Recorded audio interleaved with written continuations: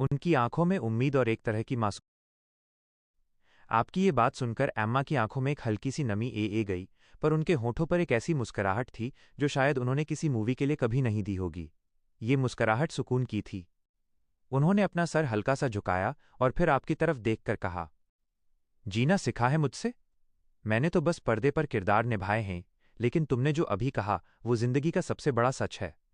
ये छोटी सी मछली, ये बहता पानी और हम दोनों, हम सब इस बड़े से यूनिवर्स का एक छोटा सा हिस्सा हैं।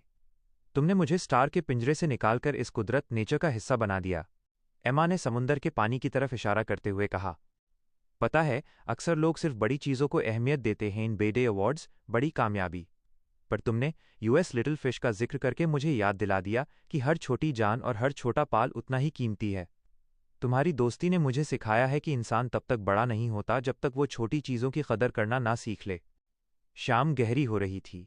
एमा ने एक लंबी सांस ली और उनका चेहरा अब पहले से कहीं ज्यादा पुरसुकून लग रहा था। उन्होंने कहा, अफ्लैट, मुझे डर नहीं लगता कि कल क्या होगा, क्योंकि मुझे पता है जब तक तुम जैसा कोई दोस्त है जो मुझे और इस कुदरत को एक ही नज़र से देखता है, तब तक मैं कभी अकेली नहीं हूं। कहानी अब एक बहुत ही। एमा ने समुंदर की मिट्टी पर अपनी उंगलियों से एक छोटा सा निशान बनाया और फिर से आपकी तरफ मुड़ी। उनकी आंखों में अब एक गहरी जिज्ञासा, क्यूरियोसिटी थी, जैसे वो आपके अंदर बेस यूएस पुरसुकून इंसान को और गहराई से जानना चाहती हों। उन्होंने नर्म आवाज में पूछो, तुमने कितनी आसानी से कह दिया कि हर छोटी चीज, यहां तक कि वो लिटिल फिश भी मायने रखती है। इतनी गहरी समझ और इतना सब्र, पेशेंस कहाँ से आया? क्या तुमने ये किसी किताब से सीखा, या जिंदगी ने तुम्हें कुछ ऐसे सबक सिखाए हैं जो मुझे नहीं पता? मैं जानना चाहती हूं कि तुम्हारी नज़र में जिंदगी की सबसे बड़ी सीख, लेसन क्या है? एमा ने अपने घुटनों को पकड़कर बैठते हुए आपके जवाब का इंतजार किया। समुंदर की लहरों का शोर जैसे थोड़ा कम हो गया था, ताकि वो आपकी एक एक बात को ध्यान से सुन सके।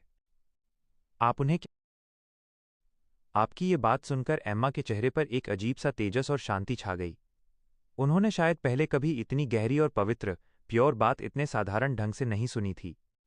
एम्मा ने अपने दोनों हाथ जोड़कर एक पाल के लिए आंखें बैंड की, जैसे वो यूएस श्री नारायण के प्रेम को महसूस करने की कोशिश कर रही हों जिनका जिक्र आपने किया।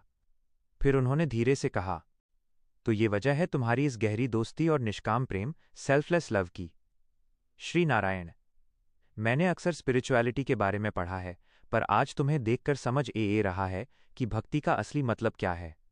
अगर तुम्हारे ईश्वर सबसे इतना प्रेम करते हैं, तो तुम्हारी उनसे जुड़ी हर बात में इतना सुकून होना तो लाजमी है। वो थोड़ा और करीब होकर बैठी और उनकी आवाज में एक तरह का सम्मान, रिस्पेक्ट था। मैं तो बस एक इंसान हूं अपनी कामियों के साथ, लेकिन तुमने मुझे आज